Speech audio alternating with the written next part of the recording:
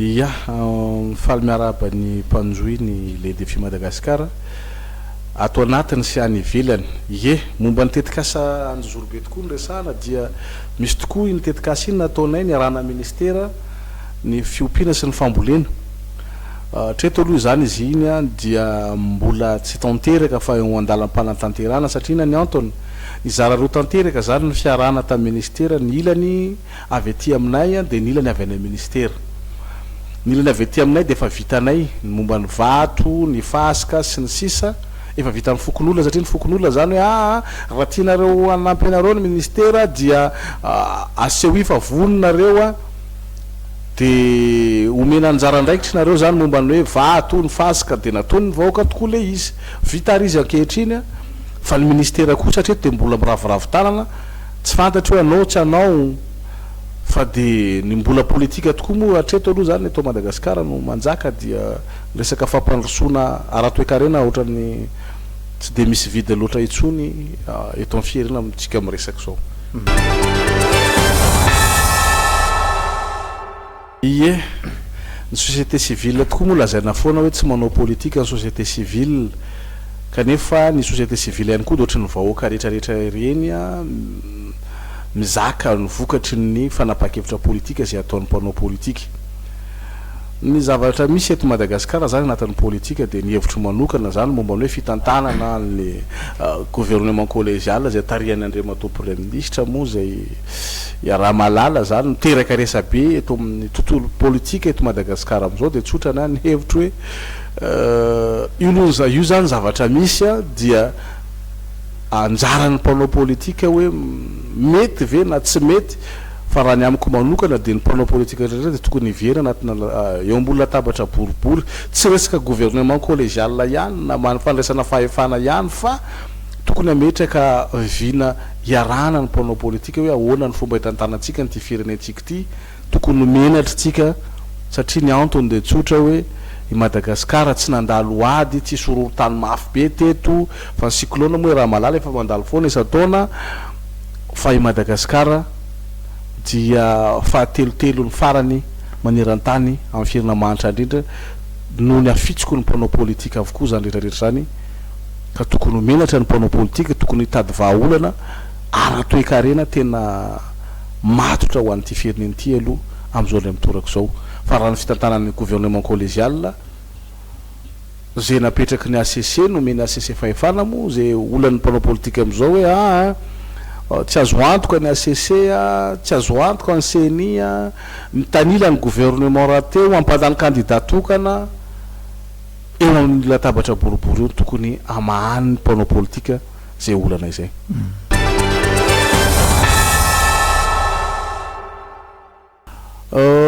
Zay tokoa ny zava-misy teto Madagasikara hatramin'izay enimpolo taona mahery nazahoana ny fahaleovan-tena zay de tsotra ny candidat zay olana latsaka ho filoham-pirenena hatramin'izay ve tena ny asa saina amin'ny famokarana atao anatiny ny valiny de tsy satria na ny antony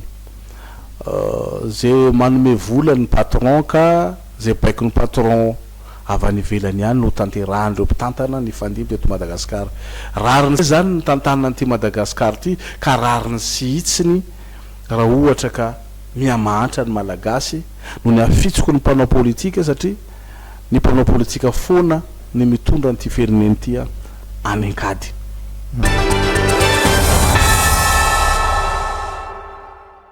Amiko manokana zany de tsotra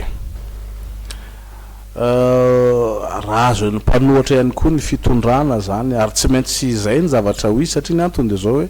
ny mpitondra omalo mpanohatra androany tamin'ny fifidanana tamin'ny 5 taona lasa dia toy zany même refrain foana ny zavatra misy satria ny antony mahatonga za zavatra zany le rafitra eto amintsika mihitsy tsy natao atsika malagasy tsy natao ampandroso atsika fa natao ampiady an-trano atsika noho izany raha amiko manokana rehefa samy anova ihany raha samy andrava CNI raha samy andrava de tokony anana rafitra vaovao ho an'ny malagasy no manao azy fa tsy tsabahany vazaha fa raha mbola ny vahiny ihany mametraka rafitra hitantanana zavatra maro eto Madagasikara indrindra fa iankina ny ampirenentsika toy ny fifidanana de eto foana tsika isaky ny 5 taona de miembotra foana ny ekonomia atsika de ho azosika ihany champion du monde amin'ny fahantrana eto ambonin'ity tany ity atsoatsy raha tsy tonga saina ny mpanao politika eto nefa de manoro-tsotra ny mpanao politika hoe ty tanindrazana samy milaza ho ty tanindrazana avokoa nareo ary inona ary ny misakana ny mpanao politika na ny mpitona na ny mpanohatra mipetraka amin'ny latabatra boribory hitadavana vahaolana maharitra tena tsara ho an'ity firenena ity fa tsy isaky ny fifidiana isaky ny 5 taona zao de manana olana foana niza izy eo amin'ny fitondrana ary niza izy eo amin'ny fanoherana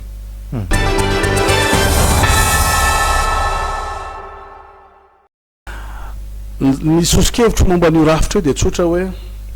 andao aorinay fotony amin'izay ty firenena malagasy ty refondation tsy za rery akory ny tabataba voalohany atao hoe refondation fa betsaka ny malagasy efa tonga saina amin'ny resaka fanovany rafitra io de anorinay fotony no ity Madagasikara ty mba ho tombotsoa ny malagasy faharoa de ity efa betsaka ihany koa ny mitsangana ny ray aman-dreny ara-drazana ara-ponona ny FFKM enina ny silamo ny fiangonana zokony sy zandriny maninona mora ohatra ka raisina ny sosikevitra atolotra reny olona maro reny satria samy fitiavan-tany-drazana avokoa ny ao am-poa de ho arafitra zavatra anankiray tantana n'ity Madagasikara ty ka mino mety tsy amin'ny alalan'ny fifidanana ohatran'izao misy am'izao mety mba tsisiny mety tsisiny alabato na tsisina tsy hoe apetraka amin'ny ACC na CNI itsony le fifidanana fa mety misy rafitra apetraky ny malagasy mety isapokotany isaky ny commune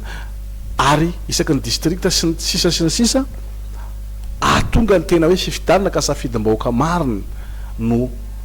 ipotra eto amin'ity Madagasikara ty fa raha izao nge teto Madagasikara tsy safidin'ny malagasy no lany teto Madagasikara fa safidin'ny vahiny foany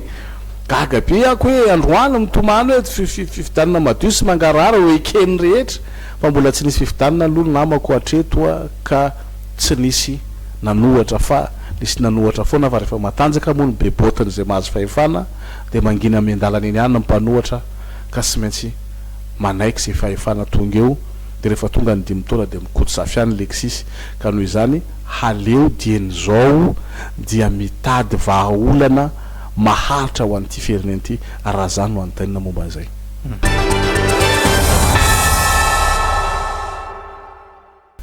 firosotra amin'ny tetezamita raha tetezamita atsara zavatra fa atr'izay neny tetezamita impiry nisy tetezamita moa teto Madagasikara fa mbola indreto tsika androany fa olana lava ny fifidanana olana ny tsy fandrepahalemana olana ny zao rehetrarehetra zao tsy tanisa zavatra maro raha tena anova rafitra ny mpanao politika rehetrarehetra fantatry nireo ihany nge hoe tiany mahasoan'le firenena fa mety sy mety manary ny tombotsoan'izy ireo noho izany raha tena ijery ny tombotsoan'le firenena ka nao tetezamita inona moa maharatsy an'izany raha ekeny rehetra fa izao raha ny zavatra misy amin'ny tontolo politika amin'izao ny itoy matahotra namako fa misy olana goavany Madagasikara tsoatsy mety ho sahirana ny sarabebe mibahoaka fa ny mpanao politika moa efa manana ny vonina nge reo hoe 1 milliard nge ny caution hoe 1 milliard plus fond de propagande vola be zany namako fa ny barazy ataony any Ambohibar Voilena nge 3 milliards FMZ nge ny latsaka akory raha ny tetibidiny ahafahany malagasy mamokatra vary intelo isan-taona ary raha io barazy any Ambohibar Voilena io ny vita de stable mandrak'izay ny vidim-bary eto Antananarivo tsisy olona afaka manakatra vidim-bary ihany na be zany satria itobaka ny vary fa tsy asian'ny mpanao politika siry zany satria na ny antony tsy misy tombotsoan'izy ireo angamba na hoe ny malagasy no voky amin'izany fa ny tombotsoan'ny mpanao politika de ny vola avy any ivelany fa ny malagasy tsy rarahin'izy ireo ka amiko de tsotra hoe raha tena ty tanindrazana nareo mpanao politika isany andaore ianareo maneke mba hipetraka amin'ny latabatra boribory de asehoy alefasy direct amin'ny télévision na malagasy radio-pirenena malagasy ny télé Madagasikara ny débatnareo mba ho hitan'ny vahoaka malagasy maro izy amin'reto mpanao politika reto marina tokoa tena ty tanindrazana ary izy ny tena tiany posiny sy ny fianakaviany sy ny akamakamany raha ohatra ka tanteraky zany zavatra nofinofy no zay taratry no avy zany zay soloko tena eto fa mino a farazany no tanteraka tena iovy Madagasikara.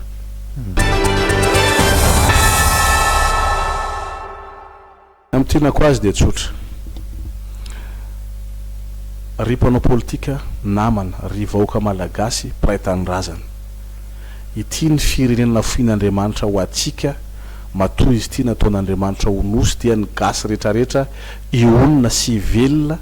sy ho sambatra atao anatin'ity nosy ity. Kanefa hatramin'izao a dia mifanohatra amin'izany zavatra misy amin'ity firenena ity a mahantra fadiran'ovana ny vahoaka malagasy izay lazaina fa manan-karena kibony tany, manan-karena rano, manan-karena ala, manan-karena ny zavatra rehetrarehetra ny ranomasina sy ny masoandro, ny zay rehetra kibony ranomasina rehetrarehetra any sy ny rano rehetrarehetra any dia mbola arena avokoa. Tsy hita spesialina tokoa ny arenana ny malagasy, kanefa indrisy tsy manana zo ny malagasy adana amin'ny taniny fa ny vahiny no manapa-kevitra. Vahiny no mikoka ny areny Madagasikara. Ny mpanao politika amin'ny varim-panahy amin'ny vahiny no manana tombony amin'ity firenena ity, fa ny malagasy mpiray tanindrazana kosa dia izao iaraha malala zao fako dabampako ny arahana amin'ny alika olona salamasaina tsara tsy marary saina fa noho le fahantrana tompoko dia anaty dabampako mitady sakafo. Hita ny mpanao politika anaty 4 vitre fumée isan'andro zany fa tsisy mpiraharaha. Zao anefa ny fotoana tokony anaovantsika fanorenana ifotony ho an'ity firenena ity. Zao ihany koa nefa ny fotoana tokony iraisantsika malagasy tsy vaky volo saina ka tsy ampidirantsika loko politika na orange na mena na manga na fotsy na marron fa tena Madagasikara aloha ibanjininy